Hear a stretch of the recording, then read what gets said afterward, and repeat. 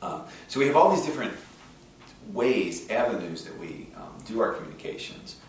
But the other thing you really have to think about in communications, and we just were having a conversation about this yesterday, whenever you start a project, you really need to think about your audience. Mm-hmm. Who is your audience? I'm sure this has come up in the classes and the things that you all are learning about, but for example, we were writing a brochure yesterday, and we were kind of pulling a lot of it from something that had been written for something else. So I'll just give you an example. Last month was Infant Mortality Awareness Month. So we put some things together that had numbers in it about how bad the city's infant mortality rate is, and it is. It's not a good situation. We're trying to come up with ways to solve that problem. And we read some things, and it kind of explained what infant mortality was and talked about what the rate was here. Mm-hmm. At the same time, coming out of that, we were kind of working on a piece that would be handed out to new mothers and families that has some tips on it about things they can do to make sure they have a healthy pregnancy or a healthy childhood for the baby. So they don't, infant mortality is defined as dying before you're 1 year old. Mm-hmm. So you want to get them through that first year of life. So there's things like, the importance of breastfeeding, follow-up exams, proper nutrition, not smoking, those kind of things. And we were using it from this other stuff we were doing to talk to the general public about the problem of infant mortality. Mm-hmm. And it had some jargon and numbers on it, and it kind of occurred to us like, well, wait a minute, this audience, which is mothers and newborns, don't really care what the city's infant mortality rate was. They don't need that. They don't need that information. They might like to know it, but it's not really what we're trying to accomplish. What we're trying to accomplish is we want them to be thinking about what they need to do to ensure a healthy child. Mm-hmm. So we cut a lot of that stuff out, replaced it with a much more positive message about Not your baby's gonna die. Yeah, we are defining the rates with jargon. Right. Infant mortality just sounds jargony. Mm-hmm. But we said, healthy babies mean a healthy Cincinnati. So we came up with that. Nice. But all that comes from considering your audience. And so about halfway through, we realized, wait a minute, who are we trying to talk to here? Mm-hmm. So that's one small example, but it comes up every single day. Mm-hmm. Even in anything we're writing, you always need to think first about who is this audience, what message are we trying to get across, and how can I do that for the audience, right? And then thirdly, the other thing I would add to that is how are we going to deliver this message? Because you can come up with the best messages in the world, but if you don't have a mechanism in place to deliver those messages, you're never going to be effective in communicating. There's one last question that I had for you, and then if you have anything else, that would be great. But we've talked a lot about using social media and the internet to inform the public about science/health/environmental issues. And it seems like there are some folks that think social media and the internet is like a cure-all for everything. If we just use the internet, we can fix everything. And then there are some folks that are like, it's not a cure-all, it can be used in certain instances. So I'm curious, to what extent you use the internet, social media, to reach out to folks in Cincinnati and what that might look like. Well, I'll tell you that is a great question. And it's something that we work with on a day-to-day basis too. And I don't think there are clear answers because a lot of the technologies are so new. I think it's really important when you think about social media to use a little common sense with it too. In some limited environments, it is the end-all be-all that you're going to use it for everything for, depending on your audience and how they get their information. But we have a robust social media program here. And it's funny you mention that because, especially with younger folks who are more familiar with it, when this stuff first came on, Twitter is just a few years old. When we started doing H1N1, I think it had just launched. So that was, 2009. We didn't even have a Twitter account. We set one up for H1N1 because we thought it'd be a great way to get information out quickly about where people could go get vaccine. At that time, there was a vaccine shortage. It was two of our interns here who started out as college students who have developed our social media program. We now have, I think, almost 2,300 followers on Twitter. Oh, wow. Go check us out, Cincy Health Dept. Go check us out on Twitter. So it has its place, and folks that are familiar with it, that use it, like your students, can be a real asset to potential employers. Have social media experience. For me, it was great to be able to hand that off and say, go make work. Here's how it would work. Now I've learned more about it. Right. But it has its place. And the cool thing about Twitter is, like, again, thinking about your audience, I look through who your Twitter followers are. So a lot of our followers are from medical organizations. They're nursing associations, groups from university hospital, and all these different. So if we have to get information out, we can get information out to them, and then they can then pass it out to their networks. Yeah. We're also looking to do some fun things with contests here. Like every year, we put out the top 10 baby names for the city of Cincinnati. We're getting ready to put those out, but we thought, hey, how cool would it be to come up with a contest? We could try and get people to guess the top baby names before we release them and give them a prize. So we're trying to get that going on social media. Yeah. We've had some stalls and started to see if it takes off or not. Yeah. So it has its place. You certainly need to understand it. Right. It's great for certain things, like quickly getting information out. Right. The other thing is, we got 2,300 followers on Twitter. So if somebody comes up and says, hey, Rocky, this recommendation changed about when mothers should receive their Tdap vaccine, which just happened. How can we put something on the webpage, on our webpage? And my response now is, sure, I'd be glad to put something on the webpage, but we're going to tweet it too. Right. Because that way it's going out into people's phones. They don't have to come find it. So you're going to touch a lot more people using Twitter, even though every single person on Twitter won't read the feed. You can get it out, you can push it out to them much more quickly than you can getting them to come to your website. Right. Or doing a press release. We're doing a press release, yeah. And there was some time, I mean, like when Twitter first hit, I was at some conferences where people were giving lectures about the press release is dead, it's a thing of the past. I haven't seen that to be true at all. Yeah. There maybe are things you don't have to use press releases for anymore. We don't write as many of them as we did. But absolutely there are things that you need a well-written press release to help you do. And even in information dissemination. I mean, what's happened with the internet now is it's broken up the information, so it's not like your only place to get it just through the newspaper or on the evening news. So if you have we had a groundbreaking a grand opening a couple weeks ago for a dental clinic in a school. It was the first dental clinic in a school in the state of Ohio. And we put a nice press release together for that, put it out, the media ran stories, got a lot of coverage. The AP picked it up, which was really cool, which I'll come back to in a second. Good little tip for you. But also, we could then give it to our partner organizations. There's about 8 or 9 partner organizations. They can then take it and use pieces of the press release for their company newsletters or their web pages. So it's pre-written, it's ready to go. There are all these forms of media now available, but they're an awful case understaffed and they don't have the content. So if you can provide good quality content, it'll show up on blogs, it'll show up sometimes written verbatim in some of the smaller papers. So really taking the time to write a well-written piece is never going to go out of style. You got to be current with current trends and how to write a tweet, but you also need to be able to write a well-written piece too. Not all the time, but for certain circumstances. I don't know how much time we have left, but I did want to talk just a minute about the media. I think we got another about 5 minutes. We're good. Okay. So one thing, these are just like some tips in terms of dealing with the media. It kind of comes in waves. Sometimes I might have a week or two where I don't get any calls from the media, and then sometimes you get in the news and they're coming all the time. I guess I'll just start out by what I mentioned before in terms of the AP, the Associated Press. At first, I kind of thought the AP, what is that? It seems antiquated. But I'll tell you what, if you can get the AP to pick up a story, it can go across the country like that. Now, I have experiences with this on both sides. Somehow, Cincinnati was dubiously dubbed the bedbug capital of the world.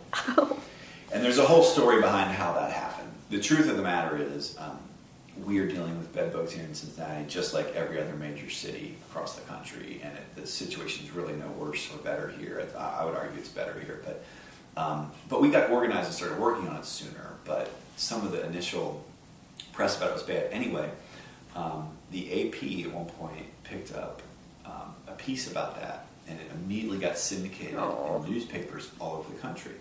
So then, and I knew it because immediately I started getting calls from reporters in Nevada and all these places like, hey, what's going on in Cincinnati? I'm like, why are you getting... Well, the AP, even though it was brief, picked it up on their wire, and what they do is they put it out there on a wire, and then other papers, when they need to fill spots in their paper, can purchase that, or websites can purchase it, plop that article right in. So don't underestimate the importance of the AP and what it can or cannot do for you.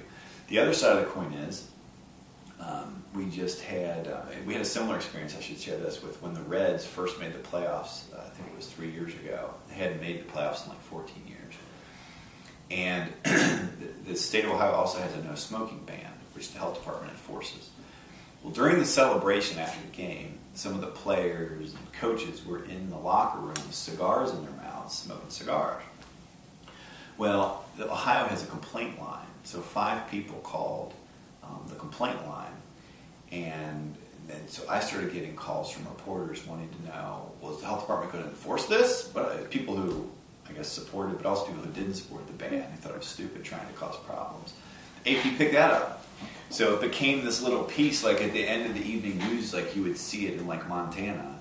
Like, well, Jill, like after the sports report, like, well, Jill, what the heck's going on in Cincinnati? At least it's not as bad there, where they're fining their team for making the playoffs, right? Okay, now the weather. It just became this goofy thing. Yeah. But it went all over the country, and I had people calling me from all over the place. Now, on the positive side of the coin, recognizing that and learning from that, we had an event for this dental center a few weeks ago, and an AP reporter called. And they were on the fence about doing the story. I knew that she was from the AP. And I really took my time with her, explained it to her, and ended up getting her to come to the event. She was almost not going to come, including having to send somebody out to help her with parking her car and all this stuff. But bottom line is it got picked up by the AP, and it went all over the country. So here we got this great story about this new dental clinic. First it's kind of Ohio, went all over the country. So you kind of are doing, I mean, you're working for the health department, but you're also PR for Cincinnati in many ways. I mean, how you handle these stories and how they get picked up, it leaves impressions in people's mind of our city. Well, we work for the city government, so we do represent the city, and I take that part of the job seriously. I would think same would be true in any organization. I mean, you might work in one particular division of the organization, but you're always speaking for the whole organization. The other thing I mentioned about media is the importance of determining your messaging before you do an interview. So I'll get calls. I'm like, today it was about the Affordable Care Act. I could get a call later this afternoon about a bed bug problem. So what the first thing I do is I do the research to figure out what is actually going on. So if it's a school health issue, I call the person in school health, get that school nurse on the phone. Hey, I've got a reporter calling here saying 5 kids are sick with the flu. What can you tell me about that? What are we doing to resolve that problem? What is the message we're telling that school? So are we shutting the school down? Are we telling kids if they have this much fever to stay home? How long are they going to stay home from school for? Are we telling them it's okay to come to school? Figure all that stuff out, and so that you're prepared to do the interview. And then I always try and come up with 2 or 3. The golden rule is 3 key points in an interview that you want to keep in your mind. Sometimes it's just 2. Sometimes it can be 1. And you get those written down, or at least in your head, not always written down. Get what those key points are, and it really helps you in a media interview. Especially with, a lot of media interviews is experience. You just have to do them and get more comfortable with doing them. But the other thing is staying on message. So if I'm talking to a reporter about a flu outbreak at XYZ school, that reporter wants to make that story interesting. So they're going to be asking questions like, well, how many kids are ill? Are they shutting the school down? People should stay away. Flu outbreak in Roselawn, like that's their headline. And for me, maybe my goal is to tell people if they've got a kid that is going to that school, what do they need to know about sending them to school? Hand washing, should they send their school? So those are my key messages. So I can always revert back and use those messages during the interview, even if they ask me a question to try and get me off base. So they'll ask you a question like, if you're a parent and your kid's at that school, should you be scared? And they want you to use the word scared or something to get a good bit out of it. And I might say, if they ask me a question like that, I might say, anytime your child's ill, that can be scary for a parent. But fortunately, we're on the scene there, and it's really important for people to make sure they're washing their hands and that parents are checking the temperatures of their kids and not sending them to school if they think they're sick, because we don't want to get other kids sick. This disease has a really low rate in terms of becoming severe for this age group, but we definitely want to keep our eye on it because we don't want to see these 5 cases become 50, right? So you can answer a question like that. But if you don't have your key messages in mind, it's really hard to think off the top of your head when you've got a camera in your face. So key messages, research. Keep your research and your audience always in your head. In your head. And don't answer a question you're not comfortable with. If you don't know the answer, don't answer it. Yeah. A lot of times people get themselves in trouble in interviews by trying to come up with something or say something that isn't true. Say I don't know if you don't know. Or you don't look freaked out like a deer in headlights. Right. But you don't know. You can talk about why you don't know and what process you'll use to get that information. So you can say, how many cars were involved in this accident? I don't know how many cars were involved. I wasn't on the scene of that accident. But as soon as this interview is over, I will call my contact there and get that answered for you. Right there. You haven't been rude. You haven't looked scared on camera. You've just told them what is accurate. So yeah, I think that's a big part of it. And the research too. I mean, the other thing is the media is always in a hurry. So a big thing, people have this assumption that the media calls me at 10 o'clock. They want me to research this whole issue and do an interview at 2 o'clock. They might think, I got all day. I can call this person, then call me back. No, it's got to happen quickly. And the first time you get it, the other thing is it goes in waves. So the first time you get that call for this story about bed bugs, especially if it's got a juicy angle to it, you're probably going to be doing that story 3 or 4 more times over the next 48 hours because one media outlet sees it was on Channel 5, Channel 9 sees it was on 5, so 9 wants to do a story, and then the Enquirer sees it was on 9, so the Enquirer wants to do a story. So take your time and try and get your facts right the first time around because you're going to save yourself time by not having to go back and fix and correct and redo your messaging. Because chances are, I always approach when I get a story for the first time, I'm going to be doing this 3 or 4 more times. I'm not just going to be doing it once and then it's over. So maybe we could end on, maybe you could just plug the website and students checking out the Twitter again. Maybe we could close on that. Yeah, tell them where to go if they want to get more information. Yeah. To get an idea, especially if you're interested in learning about, we do tweets almost every day to try and grow our followers, but it's Cincy, C-I-N-C-I, Health, D-E-P-T. That's our name on Twitter. And I'll post it for them too. Yeah, so follow us there. Our website is the city. You can get to it from the city's main page. If you just Google City of Cincinnati, pull up the health department's page. All the content there at least has been screened by us. We're always working on it. Syndication is another cool concept. We probably can't get into that, but check that out. And I really appreciate the time that you guys have given me today. I'm sorry we couldn't do this in person. It's so weird talking to a phone or a camera. But it's really fascinating to me, and I always try and take the time to help folks who are learning, and I really appreciate the time you guys have given me. And if somebody is interested in pursuing an internship over the summer or something, get a hold of me.